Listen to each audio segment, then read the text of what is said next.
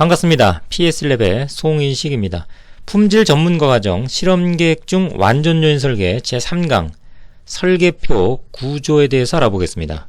근데 우선 세계 인자에 대한 설계표를요, 이전 제2강에서 미니탭을 통해서 우리가 한번 작성을 해봤죠. 그에 대한 연장선이라고 보시면 되겠네요. 자, 우선 2의 K제곱 디자인, 가장 간단한 인자가 2개인 경우, 자 수준은 항상 2라고 그랬죠. 그래서 2가 밑으로 오고, 그 다음에 인자가 2개인 경우, 그것이 이제 제곱으로 올라가죠. 그래서 완전한 실험이라는 거, 풀 팩토리얼 디자인은 2의 제곱, 이렇게 해서 4번의 실험을 하는 경우에 해당되겠습니다.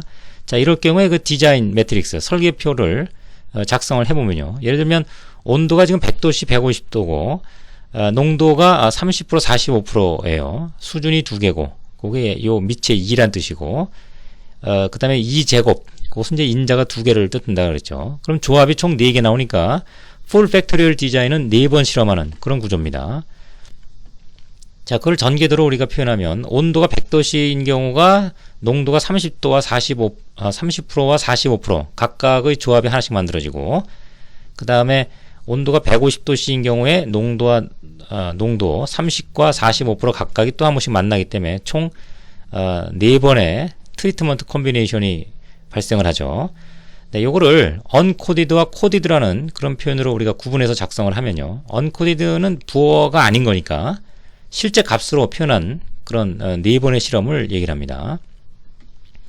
네, 그래서 농도가 30과 45가 있고 온도가 100과 150이 있을 때 그들의 조합은 여기서 전개도에서처럼 이렇게 각각 만나서 4번의 트리트먼트가 완성이 됩니다. 자, 그런데 뭐 인자가 또 하나 늘어나면 3개가 되겠죠. 이런 경우엔 또 8개의 트리트먼트 조합이 발생을 하죠. 그래서 요거를 각각을 이렇게 뭐 온도가 얼마, 농도가 얼마 이런 식의 조합이다 이렇게 표현하면 좀 번거로우니까 각각의 요 행을 트리트먼트를 하나의 문자로 좀 표현하는 방식을 우리가 개발을 한 거죠. 그래서 두 인자의 수준이 각각 낮은 수준끼리 만나는 거는 1이다 이렇게, 즉 100과 30이 만나면 이런 트리트먼트는 1이라고 표현을 하는 겁니다. 또 A인자가 높은 수준인 경우, B인자는 낮은 수준이죠. 그러면 이제 A인자 같은 경우가 높은 수준만 포함이 되니까 요거는 A다, 즉 첫 번째 인자가 A라고 보면 요게 150으로 높죠. 농도는 30으로 낮은 수준이죠. 그래서 높은 수준을 기준해서 요거는 첫 번째 인자를 따서 A, 그 다음에 이런 경우는 세 번째 트리트먼트는 B 인자가 높은 수준이죠. 그래서 이건 B라고 명명을 하고, 또 마지막에 네 번째 트리트먼트는 둘 다 높은 수준으로 만나죠. 그래서 플러스로 만나기 때문에 이런 경우는 이제 A, B다. 이렇게 높은 수준을 기준해서 A, B, C 이런 식의 인자별 네이밍을 해서 표현하는 방법. 네, 요것이 하나의 그 처리 조합을 표현하는 방법으로 개발된 방식이고요. 자, 그거를 이제 코디드로 부호화 시키면요. 여기서 보면 낮은 수준은 마이너스 1, 높은 수준은 플러스 1 이런 식으로 표현하는 것이 이제 코디드입니다. 네. 그래서 코디드로 할 때는 물론 언코디도 마찬가지입니다만 이게 어떻게 중복되지 않고 하나씩 만나게 해주는가, 뭐 그런 작성 방법이 좀 필요한데요. 뭐 인자가 2개인 경우는 상관없지만 인자가 4개, 5개 이렇게 되면 이 표를 설계표를 작성하는 게 쉽지 않겠죠. 자, 그래서 지금 2인자가 2개인 경우, 그러면 2의 제곱이니까 4번이죠. 그러면 횡이 4줄이 생길 겁니다. 이렇게 1줄, 2줄, 3줄, 4줄. 자, 그래서 뒤부터 전체의 데이터 개수 중에 반, 지금은 4개니까 반은 2개죠. 2개는 마이너스, 나머지 2개는 플러스, 이렇게 나머지 반은 플러스. 또 요 2개의 앞으로 가면서 반, 요 2개를 기준해서 앞으로 가면서 앞에 있는 열의 반은 마이너스, 나머지 반은 플러스. 또 아래쪽에 높은 수준의 반은 마이너스, 플러스. 자, 이런 식으로 뒤에서부터 전체를 반으로 나눠서요, 마이너스와 플러스로 나누고 또 그의 반은 마이너스, 반은 플러스, 이런 식으로 하나씩 뒤에서부터 접근해서 조합을, 트리트먼트를 형성을 시키면, 자, 이렇게 완성된 것을 우리가 예이치 오더 또는 스탠다드 오더라고 그럽니다. 예이츠라는 사람이 이 인자의 어떤 Y에 미치는 영향을 파악하기 위해서 구조화한 그런 표가 되겠습니다. 그래서 그걸 예이츠 순서라 그래요. 그래서 예이츠 노테이션이라고 하는데, 예이츠 노테이션 표기법은 여기 이제 교호 효과까지 같이 들어갑니다. 그래서 교호 효과라고 하는 건 A와 B가 있다 그러면 부호화된 이 마이너스 1과 마이너스 1을 곱하는, 그래서 이렇게 곱해서 나타나는 이런 표기법들, 이것이 이제 교호 효과에 대한 표기법입니다. 그래서 교호 효과의 표기법을 포함시키고요. 그 다음에 이제 트리트먼트 콤비네이션, 여기서 배웠죠. 그래서 둘 다 낮은 수준이니까 1, 그렇죠? 가로 열고 1 가로 닫고, 그 다음에 A가 높은 수준이니까 B는 낮은 수준이니까 이건 A, 스몰 a. 그 다음에 B가 높은 수준이니까 스몰 b. 이 행은 둘 다 높은 수준이니까 A, B 해서 전체적으로 이렇게 표현하는 이 방식을 뭐라 그럽니까? 예이츠 노테이션이라고 그럽니다. 그래서 지금 같은 경우는 예이츠 오더 또는 스탠다드 오더 이렇게 설명할 수가 있겠습니다. 자, 요거를 미인탭을 좀 간단히 확인을 좀 해보고 다음 과정으로 넘어가겠습니다. 자, 인자가 두 개죠. 그래서 온도와 농도. 그러면 여기 실험 계획에 뭐 앞서 2강에서도 보여드린 바가 있습니다만 복습의 개념으로 보시면 되겠네요. 수준이 두 개, 인자가 두 개죠. 자, 그 다음에 설계로 들어가면 토탈 풀 팩토리니까 4번 실험 이렇게 됩니다. 그리고 인자는 요인은 온도가 있고요. 또 하나는 농도가 있습니다. 그랬죠? 둘 다 숫자니까 숫자로 표기를 하고요. 문자가 아닙니다. 텍스트가 아니고요. 자, 언코디드는 지금은 이제 코디드로 되어 있습니다. 그래서 뭐 지금 형태 돼 있기 때문에 그냥 이대로 우리가 일단 코디드 먼저 좀 해보면요. 자, 옵션에서 랜덤을 하지 않으면 이제 예이츠 순서가 돼요. 규칙적인 순서가 됩니다. 자, 규칙적인 순서를 좀 학습하고 있으니까 랜덤을 하지 않겠습니다. 실험을 할 때는 항상 랜덤을 해야 됩니다. 네, 이렇게 해서 우리가 코디드 부호화시킨 그런 결과가 마이너스 농도죠. 그 다음에 전체 4개 중에 반은 마이너스, 반은 플러스. 그 마이너스의 반에 나머지는 마이너스, 나머지는 플러스. 또 플러스의 반에 마이너스 1, 플러스 1 이런 식으로 규칙적으로 예이치 순서가 되어 있고, 스탠다드 오더라 그래서 이제 요게 예이치 오더 또는 스탠다드 오더. 그래서 미니탭에는 스탠다드 오더로 되어 있죠. 그래서 이런 경우는 1, 2, 3, 4 이렇게 규칙적으로 마련되어 있다는 것을 관찰할 수가 있습니다. 또 런수는 이거 실험의 순서니까 이건 항상 1, 2, 3, 4로 이루어져 있습니다. 그 다음에 언코디드, 요 언코디드로 되면 실제값을 넣어야죠. 네, 실제값을 우리가 요인에서 작성을 하면 되겠죠. 그래서 온도는 100도, 150도 네, 이렇게 되고요. 자, 농도는 30과 45가 되겠습니다. 30과 45 네, 이렇게 해서 또 랜덤을 하지 않고 예이치 순서로 스탠다드 오더로 하게 되면 보시는 바와 같이 이러한 결과, 낮은 수준 2개, 높은 수준 2개, 낮은 수준, 높은 수준, 낮은 수준, 높은 수준. 자, 이런 설계표가 완성이 됩니다. 자, 이걸 디자인 매트릭스 또는 설계표라고 합니다. 실험을 하실 때는 항상 요 언코디드로 입력하는 게 좋아요. 결과는 항상 코디도 같이 나옵니다. 언코디드로 하면. 자, 그건 뭐 나중에 또 이후에 설명할 기회가 있을 겁니다. 네, 다음으로 넘어가면, 자, 요번엔 인자가 3개짜리죠. 그런데 좀 학습이니까 연속형 X가 아니고 이렇게 범주형으로 되어 있는 경우를 예를 들었습니다. 그래서 인자가 회사, 뭐 납품하는 회사가 2개 있다 그러면 회사 담당자, 그 납품 물품을 처리하는 담당자가 2명이죠. 수준이 2개. 그 다음에 입력 뭐 전산을 사용할 경우 안 사용할 경우, 이런 경우가 인자 3인자, 2수준 3인자가 되겠죠. 자, 이런 경우에 전체 실험수 처리 조합수는 어떻게 나올까요? 이것은 2에 인자가 3개인 3제곱이니까 네, 토탈 8번의 처리 조합, 즉 실험수, 런수 같은 말입니다. 실험수가 발생을 합니다. 또 설계표는 자, 이와 같이 언코디드로 실제값을 넣는 거죠. 안사용과 전체 8개 중에 반은 안사용, 반은 사용. 그 다음에 요 반에 요 4개의 또 반 잘라서 나머진 낮은 수준, 나머진 또 높은 수준. 그 다음에 또 사용의 반을 잘라서 높은 수준, 낮은 수준, 높은 수준, 이런 구조죠. 또 홍길동의 또 반을 잘라서 또 낮은 수준, 높은 수준, 각각의 수준 1개씩. 또 요거의 반을 잘라서 또 낮은 수준, 높은 수준. 또 요거의 반을 잘라서 낮은 수준, 높은 수준. 이런 식으로 뒤에서부터 차근차근 만들어 오면 이것이 중복되지 않고 완전한 트리트먼트를 완성할 수 있다고 그랬죠. 자, 이것을 예이츠 오더 또는 스탠다드 오더라고 그랬습니다.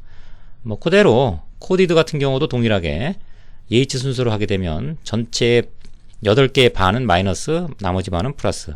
또 요거 반의 반은 마이너스, 플러스. 요거의 또 반은 마이너스, 플러스. 또 요거의 반의 반은 마이너스, 플러스. 그렇죠? 요거의 또 반은 마이너스, 플러스. 이런 식으로 예이츠 순서를 완성을 한 거고요. 자, 그 다음에 이제 예이츠 노테이션 관점. 이때는 교호 효과를 다 포함을 한다 그랬죠.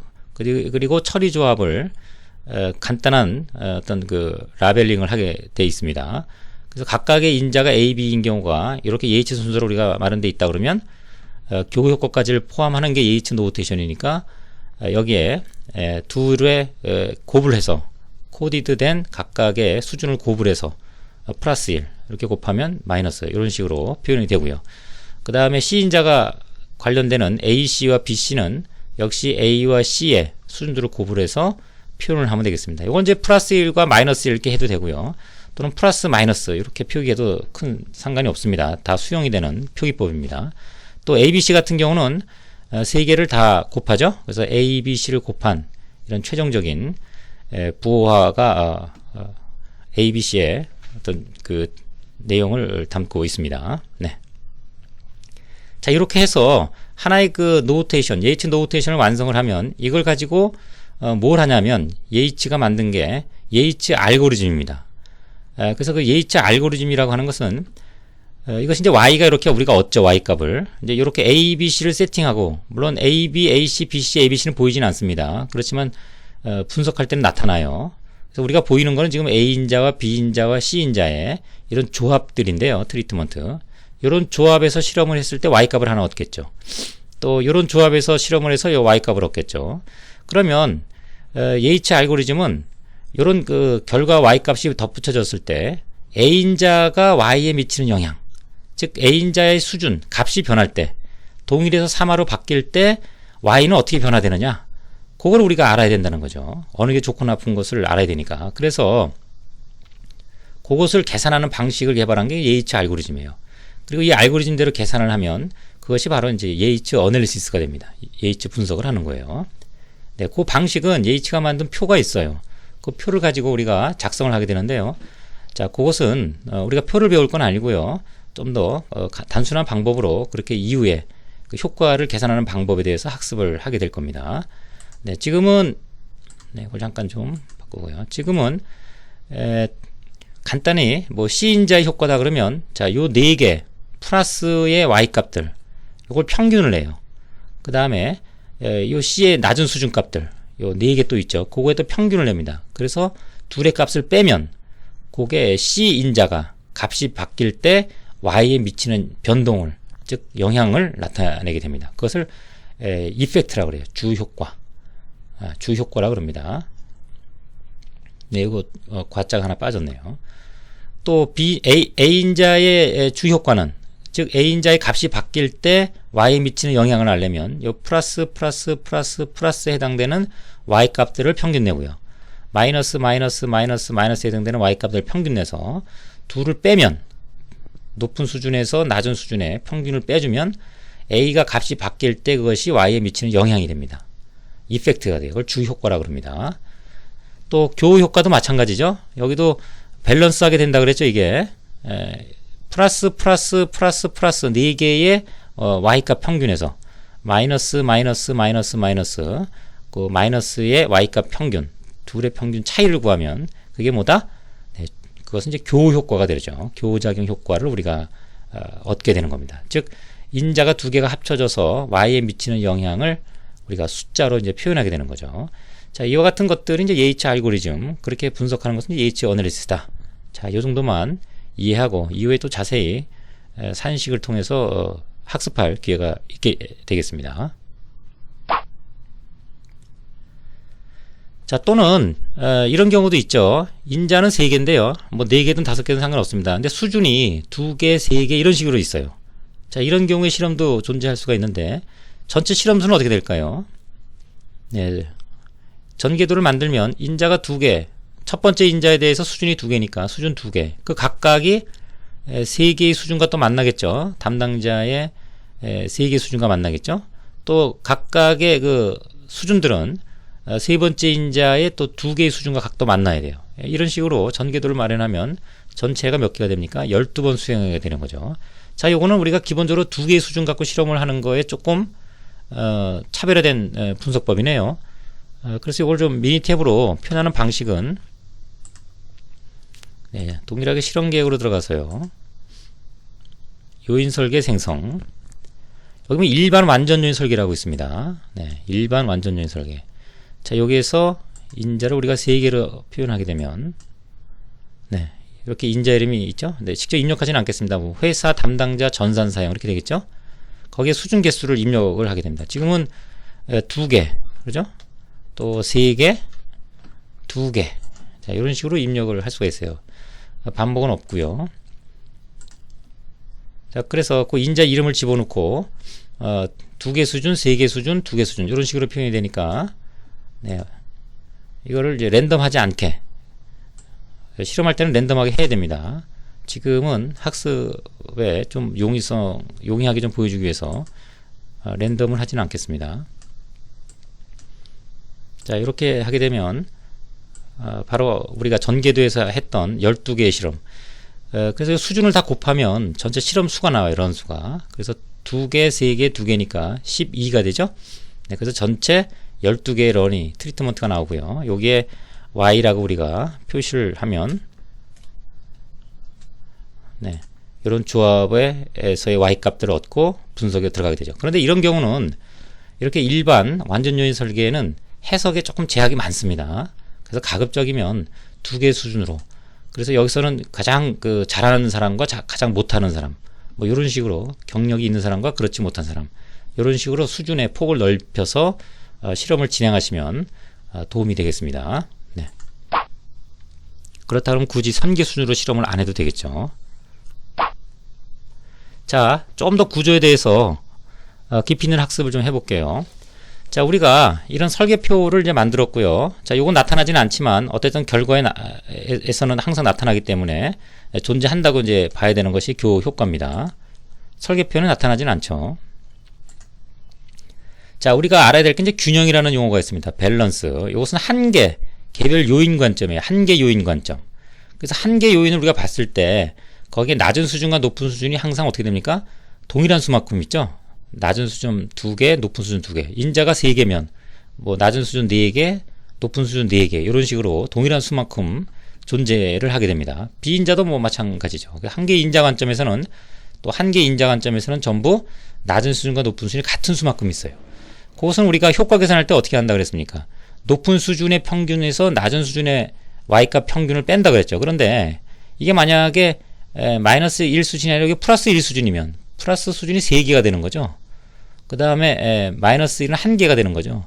3개의 평균에서 단독으로 얻은 값을 빼게 되는 이런 거 언밸런스한, 이건 밸런스가 아니죠. 언밸런스한 그런 상황에 그 효과를 계산하게 되는 거죠. 그래서 이렇게 균형을 잡힌 경우에는 수학적 분석이 동등한 영향을 주도록 2개면 2개끼리 평균을 갖고 대등하게 우리가 효과를 산정하게 되니까요. 수학적 분석이 좀 쉽게 이루어지도록 하는 그런 역할을 하는 것이 이제 균형입니다. 물론 분석이 안 되는 건 아닙니다. 우리가 프로세스의 데이터를 얻으면 이렇게 뭐 20도, 20도, 40도, 40도 이렇게 있는 것뿐만 아니라 뭐 35도도 있고 60도도 있고 이런 식으로 언밸런스한 값들로 이루어지죠. 그것은 이렇게 일반 또 분산 분석이라고 하는 방식으로 GLM이라고 하는 분석 방식으로 또 분석하는 법이 있습니다. 지금은 실험 계획에서 의도적으로 우리가 진행하는 거기 때문에 좀 더 균일하고 안정된 형태의 설계표를 작성해서 진행하게 되는 거죠. 그래서 항상 거의 이 밸런스한 형태, 한 개 인자 관점에 낮은 수준과 높은 수준이 동일한 수만큼 존재하도록 그렇게 좀 설계가 이루어진다. 뭐 이렇게 보시면 되겠습니다. 자, 균형. 다음은 이제 직교성인데요. 이것은 일반적으로 실험계획에 입문하시는 분들이 좀 어려워하는 그런 용어 대상입니다. 뭐 쉽지는 않습니다. 우리가 수학에서는 두 개의 선분이 이렇게 수직으로 만나는 경우를 얘기를 해요. 90도의 각도로 만나는 경우. 그래서 그 대수에서는 또 대수는 두 벡터, 이걸 이제 하나의 벡터라고 크기와 방향을 갖는데 이런 방향에 이런 크기의 벡터 A가 있고 이런 방향의 크기와 방향을 갖는 또 벡터 B가 있다 그러면 두 벡터의 내적을 얘기를 합니다. 내적이라고 하는 건 이제 두 벡터를 이제 도트 이렇게 이제 곱하는 개념이죠. 그래서 이걸 숫자로 표현하면 각각의 크기, 여기 뭐 길이라 그러면 그 길이를 얘기합니다. 각각의 크기하고 곱하기 코사인 세타 90도. 이게 90도로 만나기 때문에 이것은 0이 되는 거죠. 그렇죠? 그래서 두 벡터가 수직으로 만난다. 수학에서 수직으로 만난다 그러면 벡터 관점에서는 그것이 내적이 이제 0이 되는 이런 구조를 우리가 직교한다 이렇게 얘기합니다. 그래서 직교라고 하는 이런 구조로 돼 있다는 얘기는 두 성분이 이렇게 분리돼 있다는 뜻이에요. 서로 겹치는 부분이 없기 때문에 A나 B를 따로따로 우리가 구분해낼 수 있다. 이런 뜻으로 해석하시면 실험계획에서 응용할 때 조금 더 도움을 받을 수가 있습니다. 이해하시는데. 자, 실험계획에서는 기여가 0이다. 이런 표현을 써요. 즉, 요쪽에 A인자의 낮은 수준이 B인자, 두 인자 관점입니다. B인자의 낮은 수준과 한 번 만났죠? 그러면 같은 수만큼 높은 수준과 또 한 번 만나요. 이게 A로부터의 기여가 0이다. 이렇게 얘기합니다. 또 B인자 같은 경우도 수준이 마이너스 1이 A인자에 마이너스 1과 한 번 만나면 같은 수만큼 또 높은 수준과 만나줘요. 요거는 B로부터의 기여가 0이다. 이렇게 얘기를 합니다. 그러니까 서로 기여가 0인 이런 구조로 두 인자 관점에서 만나주는 거, 정리되는 거. 요것이 실험계획에서의 직교성이다. 이렇게 얘기를 합니다. 그런데 이것이 어떻게 활용되느냐? 일단 부호화시켜서 이걸 두 개를 곱을 합니다. 그러면 곱을해서 나타나는 이 A, B라는 교효과에 있던 표현법, 이 표현법을 보면 일단 두 개가 균형을 이루어요. 이렇게 우리가 수학적 계산을 용이하도록 높은 수준과 낮은 수준이 동일한 수만큼 나타나도록 해줘요. 일단 그런 특징이 있고요. 또 하나는 이걸 전부 더하면 0이 됩니다. 아까 우리 밸런스 할 때 이걸 다 더하면 0이 됐죠. 각각 인자 관점에서. 이것도 이렇게 곱해서 이렇게 더하면 다 0이 돼요. 요거는 마치 우리가 대수에서 둘을 곱한 다음에 표현하는 0이 되는 이런 형태의 구조와 동일한 내용이 되겠죠. 그래서 직교라고 하는 것을 우리가 수학에서 얘기하는 직교와 연관시킬 수 있는 그런 특징이 바로 여기서 보여집니다. 그러면 통계학적으로는 이것이 어떤 또 의미가 있는가? 통계학적으로는 영향을 독립적으로 분류를 해줘요. 조금 어려워지죠?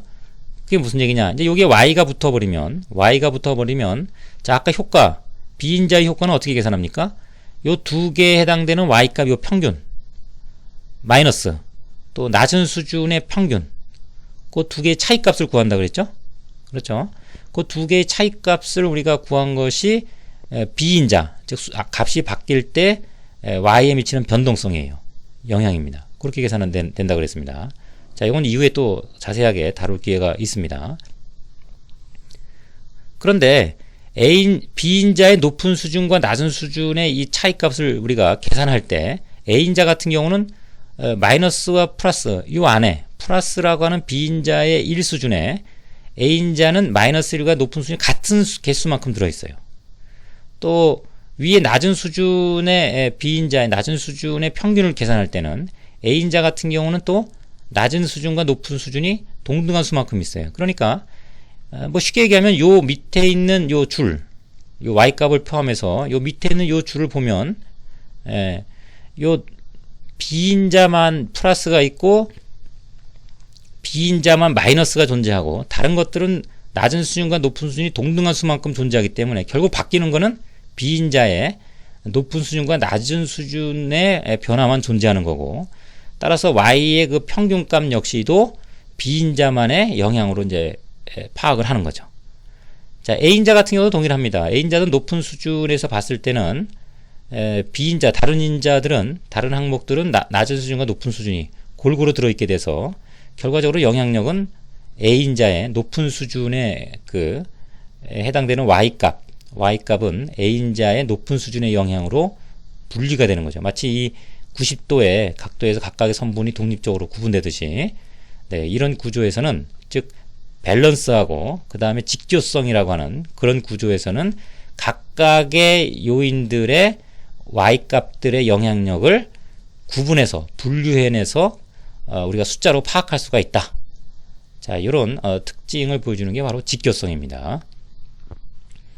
네, 조금 바로 이해하지 못할 수도 있습니다. 그래서 몇 번 학습을 통해서, 반복 학습을 통해서 본인 것으로 만드는 그런 시간적 과정이 좀 필요하겠네요. 네. 자, 다음은 이제 랜덤화입니다. 랜덤화라고 하는 것은 외부에서 들어오는 어떤 그 잡음 요인들, 노이즈 같은 것들을 해결하기 위한 그런 어떤 방식이에요. 배치 방식이에요. 여기 이제 시료를 배치하는 게 있고 실험 순서를 배치하는 방식이 있습니다. 뭐 쉽게 우리가 납득할 수 있는 건 이제 실험 순서. 예를 들면 여기서 열이 많이 나오는데 지금 빨간색으로 된 게 어떤 특정 값을, 수준을, 뭐 예를 들어서 뭐 온도 전압을 뭐 100V를 인가했다. 또 요 녹색은 뭐 60V를 인가했다. 또 요거 보라색은 뭐 30V를 인가했다. 이런 식으로 수준이 다를 수가 있겠죠. 인자는 동일하지만 수준을 달리 줄 수가 있습니다. 그런데 이게 열이 나요. 열이 납니다. 그런데 밑에 한 가지 색깔, 즉 뭐 100V만 넣은 것을 여기 밑에 두고, 또 뭐 60V를 넣은 거 여기다 다 두고, 30V 넣은 거 여기다 다 둬요. 그러면 이 샘플들이 막 실험 과정 중에 열이 난다. 그럼 열은 위로 올라가죠. 그러면 공간에 이 위쪽이 더워지기 때문에 열에 의한, 외부 요인에 의한 그런 잡음 요인들이 이 특성에 영향을 주게 될 수가 있게 되는 거죠. 그러니까 그런 것들을 방지하기 위해서 각 층별로 시료의 배치를 막 랜덤하게, 임의적으로, 무작위로 이렇게 배치해 놓는 거죠. 그럼 나중에 이 위쪽에 열을 많이 받는 것은 100V짜리도 많이 받고 60V짜리도 있고 뭐 30V짜리도 같이 영향을 받죠. 그러면 각각을 다시 모아놓고, 각각의 색깔별로 모아놓고 그것의 평균들을 서로 빼게 되면, 동일한 수만큼 노이즈들이 들어가 있을 테니까 그 평균들을 빼게 되면 노이즈는 동일한 수만큼 있으니까 상쇄가 되고, 순수하게 우리가 전압에 의한 효과만을, 이펙트를 우리가 분리해낼 수가 있는 거죠. 자, 이런 것들을 이제 그 시료의 배치라고 합니다. 또는 뭐 이런 경우도 있죠. 온도를 올리면 출력이 막 높아져요. 그러면 온도가 올라가면 출력이 높아지겠구나, 이렇게 생각할 수 있겠지만, 설비의 특성이, 또 마모 특성이 있다, 또는 설비의 어떤 주기적인 어떤 특성이 있다 그러면 그것이 우리가 온도를 조절해서 올라간 게 아니라 설비의 특성이나 환경의 어떤 특성 때문에, 그 주기성 때문에 온도가 올라갈 수도 있는 거죠. 출력값이 이렇게 올라갈 수가 있는 거죠. 그래서 온도에 의해서 Y값이 여기 있다 이런 게 아니라 설비나 외부 환경에 의해서 이런 변화를 가질 수가 있기 때문에 우리가 해석을 할 때 이제 오판을 할 수 있는 그런 상황이 될 수가 있습니다. 따라서 이런 경우는 첫 번째 110도, 120도 이렇게 단기적으로 온도를 올려가면서 실험을 하는 게 아니라 140도에서 실험을 하고, 뭐 120도에서 실험을 하고, 또 뭐 110도에서 실험하고 130도에서 실험하고, 이런 식으로 랜덤하게 실험을 함으로써 외부의 이런 주기적인 영향 또는 노이즈로부터 좀 안전한 실험, 정확한 이펙트를 걸러내는 이런 실험을 할 수가 있다는 얘기죠. 그래서 우리가 보통 실험을 할 때는 우리가 아까 예이츠 순서로 돼 있죠. 이게 낮은 수준 2개, 높은 수준 2개, 낮은 수준, 높은 수준, 낮은 수준, 높은 수준, 이렇게 예이츠 순서로 실험을 하게 되면요. 자, 요 두 개 실험을 할 때, 요 두 개 트리트먼트를 실험을 할 때 비가 왔어요. 그럼 Y값은 비의 영향 때문에, 비의 영향을 이제 반영한, 뭐 비 때문에, 습기 영향 때문에 Y값이 2만큼 올라간다. 그럼 Y값은 비가 왔기 때문에 2만큼 올라갔겠죠? 자, 요때 이제 비가 안 왔어요. 햇빛이 쨍쨍 떴습니다. 그러면 습기의 영향은 반영이 안 돼 있죠. 그럼 하나는 노이즈가 들어가고 하나는 노이즈가 안 들어간 상태에서 B인자를 보세요. 요 두 개의 Y값은 노이즈가 안 들어간 것의 평균 값을 구하게 될 거고, 요 나머지 낮은 수준은 노이즈가 들어간, 그렇죠? 수분의 습도 영향을 받은 그런 그 Y값 평균이 될 겁니다. 그럼 둘을 빼게 되면, 네, 하나는 노이즈가 들어가고 하나 안 들어갔기 때문에 그것들에 의한 이펙트에 분명한 영향을 주겠죠? 네, 그래서 순서를 이렇게 뒤죽박죽, 랜덤하게. 그래서 표준 순서로는 1, 2, 3, 4. 예이츠 순서는 이렇게 되겠지만 실제 랜덤하게 되면 요 표준 순서가 뒤죽박죽되는, 즉 첫 번째 줄이 어디론가 랜덤하게 흩어뜨려지는 이런 형태가 바로 랜덤화가 되겠습니다. 자, 랜덤화라고 하는 걸 앞에 우리 제2강에서 설명을 드렸습니다만 미니탭을 통해서 간단히 우리가 좀 예를 들어보면요. 자, 요인 설계 생성에 자, 이 수준이 기본이죠. 3개 인자에 대해서 자, 풀 팩토리얼 디자인입니다. 자, 인자가 3개 있고 자, 뭐 랜덤을 보여주는 거니까 입력은 하지는 않겠습니다. 코디드화된 상태에서 한다고 가정할 때 자, 여기서 이렇게 랜덤하지 않고 우리가 확인하게 되면 자, 이와 같이 예이츠 순서, 표준 순서 1부터 8까지 8번의 실험이 규칙적으로 4개 낮은 수준, 4개 높은 수준, 또 2개 낮은 거, 2개 높은 거, 2개 낮은 거, 2개 높은 거, 또 요거 중에 반 낮은 거, 높은 거, 이런 식으로 규칙적으로 된다고 그랬죠. 자, 요것을 랜덤하게 하게 되면요. 옵션을 자, 랜덤화 실험 순서를 우리가 무작위로 선택하도록 하게 되면 보시는 바와 같이 아까 예이츠 순서의 첫 번째 줄이 두 번째로 와 있고 두 번째 트리트먼트가 7번째로 와 있죠. 이런 식으로 뒤죽박죽으로 되어 있습니다. 실험 순서에 어쨌든 위에서부터 하게 되어 있으니까 이건 항상 1부터 8까지 이렇게 됩니다. 자, 이렇게 랜덤하게 함으로 인해서 외부에서의 노이즈를 최소화시키는 이런 접근법, 이게 이제 랜덤화의 실험 방식이 되겠습니다. 네. 자, 다음은 반복입니다. 반복이라고 하는 거는 우리가 통계 용어집에 보면은 반복은 두 가지를 언급하고 있어요. 그래서 레플리케이션이라는 게 있고 레피티션이 있습니다. 근데 이걸 두 개 다 동일하게 반복이라고 해석을 하고 있어요. 그런데 사전적 의미로는 조금 다릅니다. 레플리케이션 이제 복제의 뜻이고요. 동일한 거는 이제 카피해낸다 이런 개념입니다. 또 레피티션이 이제 반복이라는 표현이에요. 그래서 우리가 실험 계획상에서 레플리케이션은 복제, 원래 4번의 2인자 2수준 실험일 때, 2수준 2인자 실험일 때 4개의 조합이 나오죠. 이렇게. 그거를 다시 한번 우리가 조합을 만들어서 실험하는 겁니다. 그러면 동일한 조합에서 y값을 얻고 요게 실험이 끝나면 또 동일한 조합에서 또 y값을 얻는 이런 구조죠. 그래서 각각의 이 반복 내에서는 또 랜덤하게 이렇게 요거 랜덤 이런 식으로 또는 전체 랜덤으로도 할 수가 있겠죠. 자, 이렇게 반복이라고 하는 건 동일한 어떤 실험 설계표를 다시 한번 만들어내서 실험을 하는 겁니다. 그리고 계산할 때는 동일한 조합의 y값들은 이제 평균을 내서 분석을 하는 뭐 그런 어떤 접근이 또 이어지겠죠. 근데 레피티션은 조금 다릅니다. 레피티션은 반복이죠. 그래서 한 개의 조합에서 y를 여러 번 얻는 거예요. 그래서 그 평균을 갖고서 분석을 하는 겁니다. 좀 다르죠? 그러면 우리가 실험수가 반복 동일한 조건에서 실험을 많이 얻으면 얻을수록, 그리고 그 평균을 쓰면 쓸수록 참값에 더 가까워져요. 그래서 이것을 우리가 중심극한 정리 개념에 접목시킬 수가 있는 거죠. 중심극한 정리는 뭐 지금 설명할 단계는 아니고요. 확증적 자료 분석 18강, 19강, 20강 이 내용을 보시면은 중심극한 정리가 왜 이것을 평균을 쓰면 훨씬 더 정밀도가 좋아지는지, 참값에 이르게 되는지, 그러면 우리가 참값을 갖고 이 조합이 정확한 참값에 이르게 된다 그러면 해석 역시도 좀 정확해지겠죠. 네, 그래서 뭐 그런 어떤 특징이 있습니다. 단지 이렇게 실험을 복제하거나 레플리케이션 하거나 레피티션 하게 되면 경제적인 또 자원 또 비용이 많이 들고요. 자원도 또 많이 투입돼야 되는 뭐 이런 단점이 있겠죠. 그래서 적정하게 이제 타협해야 되는 이런 것들이 이제 초반에 해야 될 우리가 실험 설계가 되겠습니다. 네, 다음은 이제 블락입니다. 블락은 몇 개의 공간으로 나누어서 동시에 실험을 해요. 제 2강에서 조금 언급해 드렸는데, 그러면 8번의 실험을 하는데, 기본적으로 8번의 실험을 하는데, 네, 반은 A라는 공간에서 하고 반은 B라는 공간에서 동시에 진행을 해요. 그런 경우가 있습니다. 그래서 우리가 그거를 8번 실험을 이렇게 일률적으로 4개씩 나눠 놓는 겁니다. 그래서 이거는 A라는 공간에서 하고 요 실험은 B라는 공간에서 하죠.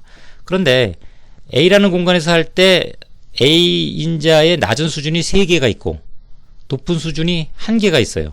이러면 나중에 또 모아서 한꺼번에 분석할 때 특정 값이 특정 공간의 영향을 더 많이 받게 되겠죠. 그래서 이 블락으로 나눌 때는 각 인자별로 동일한 수준 수만큼씩이 존재하도록, 요 E 같은 경우, 공간 B 같은 경우는 낮은 수준 2개, 높은 수준 2개죠. 그렇죠? 여기도 동일한 수만큼 있고, 이렇게 균일하게 나눠줄 필요가 있다는 거죠. 자, 이렇게 나눠주도록 우리가 해주는 것이 이제 블락화라고 합니다. 또는 요인의 속성이 좀 달라서 요인 배치를 할 수가 없어요. 그러니까 인자 3개는 계량형이에요. 온도, 농도, 압력이에요. 그런데 거기에 상자라고 하는 내용물을 담아서 냉장고에서 실험을 해야 되는 그런 그 담는 상자가 2개예요. 자, 그럴 경우에는 인자가 이제 4개가 되는 거죠. 인자가 4개인데 문제는 이게 온도가 20도, 40도다. 그러면 중간에 30도에서도 한번 실험을 하고 싶어요. 그런데 상자는 중간값이 없죠. 중간값이 없기 때문에 그것은 이 인자들 같이 실험할 수가 없어요. 여러 가지 좀 어려운 점이 생길 수 있습니다. 자, 그런 경우에 우리가 이 블락을 좀 이용하면, 즉 8번의 실험을 반으로 나눠주면 그 반의 1이라고 하는 것은 상자 A에 담아서 실험을 하고요. 그래서 Y값을 얻고, 또 블락 2라고 하는 거는 다른 상자의 내용물을 담아서 이런 조건에서 Y값을 얻으면 우리가 그 상자라고 하는 것을 포함시킨 실험이 되고요. 또 인자가 4개인 경우는 전체 조합이 16개가 나오겠지만 이렇게 블락을 이용하면 8번의 실험으로도 우리가 실험 진행이 가능하다는 얘기죠. 그래서 나중에 이 블락이 유의하게 나오면 P-밸류가 5%보다 작으면 이 블락은 뭐였습니까? 상자였으니까 상자를 다르게 해서 나타난 유의성이니까 그것은 상자도 Y에 영향을 준다. 뭐 이런 해석이 가능하다는 얘기입니다. 그래서 이렇게 블락을 이용해서 실험수를 줄이는 이런 것들도 가능하다. 굉장히 중요한 사항이고요. 효율적으로 실험할 수 있는, 실험 계획할 때 바로 16번 실험하지 않고 8번 실험할 수 있는 그런 효율성을 배가시킬 수 있는 방법이 블락을 활용하는 겁니다. 그래서 미니 탭에서는요, 다시 실험 계획을 좀 들어가면, 이것도 뭐 제2강에서 간단히 좀 보여드린 바가 있습니다만, 자, 설계 단계에서 이 블락이라고 하는 이것을 몇 개로 할 거냐, 이틀로 나눠서 할 건지, 공간을 2개로 나눠서 할 건지, 아니면 아까 같이 박스가 2개 순으로 이루어졌는지, 뭐 이런 어떤 여러 가지 상황에 따라서 우리가 블락을 정해주면 됩니다. 그래서 이건 아까 정했으니까, 인자가 3개고, 자, 지금은 이제 랜덤하게 일반적인 실험을 통해서 우리가 블락까지를 고려하면, 자, 이와 같은, 전체 4번 실험은 블락 1로, 나머지 4번은 블락 2로 되고요. 자, 그 안에서 이렇게 뒤죽박죽으로, 랜덤하게 되는 그런 구조의 설계표가 완성이 됐죠. 여기 이제 Y라고 하는 Y 값을 놓고 실험을 진행하게 되면 이 블락까지를 포함한 그런 통계 결과를 얻게 되겠습니다. 이 정도까지만 하고 넘어가겠습니다. 자, 다음은 끝으로 중심점이라고 하는 겁니다. 중심점. 자, 중심점은 센터 포인트라고 하죠. 그래서 우리가 보통 20도, 40도의 실험을 하면 30도가 중심값이 됩니다. 또 1기압, 3기압의 인자에 대한 수준이 있으면 이것은 2수준, 2기압이 이제 중심값이 되겠죠. 또 10과 20이면은 이제 15%가 중심값이 되겠어요. 그래서 중심값을 우리가 인자 3개를 가지고 이렇게 설계표를 만들면 지금 같은 경우는 중심점 3개를 추가한 케이스가 이렇게 0이라고 하는 값으로 존재하게 됩니다. 이렇게 표시가 되고요. 실제 값은 이제 20과 40의 가운데니까 30으로 세팅이 되어 있죠. 또 1기압과 3기압의 가운데니까 2기압. 3개를 하자 그러니까 3개가 이렇게 나온 겁니다. 이거를 코디드로 하게 되면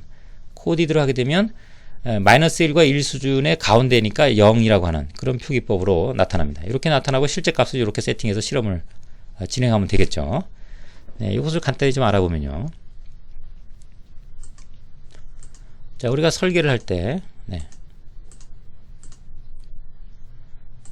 설계에서 중심점을 몇 개 놓을 거냐라는 요 항목이 있습니다. 여기서 이제 3개를 넣게 되면 방금 PPT에서 보셨던 그런 내용의 결과를 얻을 수가 있습니다. 이렇게 보시면 지금 이제 불락이 지금 포함이 되어 있기 때문에 실험수가 좀 증가한 겁니다. 그래서 전체적으로는 아이고 이건 잘못됐네요. 좀 간단히 보겠습니다.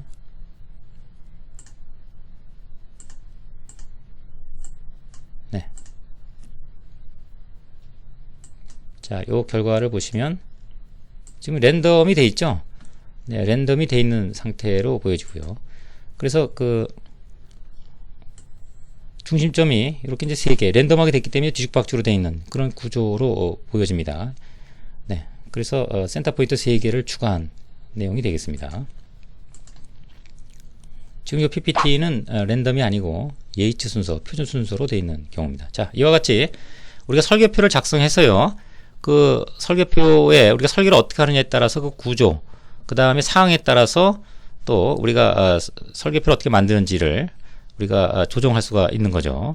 그래서 이 설계표에 대한 이 학습을 토대로 해서 이제 바로 설계를 하고 그 다음에 이제 y값을 얻고 이제 분석에 들어가는 뭐 이런 과정으로 연결되겠습니다. 자, 이후에는 이제 실험적인 내용을 가지고 통계적 해석, 또 분석, 그 다음에 가설 검증, 의사결정, 그리고 그 적절성 여부 판단, 이런 내용들을 가지고 실험계획 완전연 설계를 진행하도록 하겠습니다. 네, 장시간 동안 수고하셨습니다.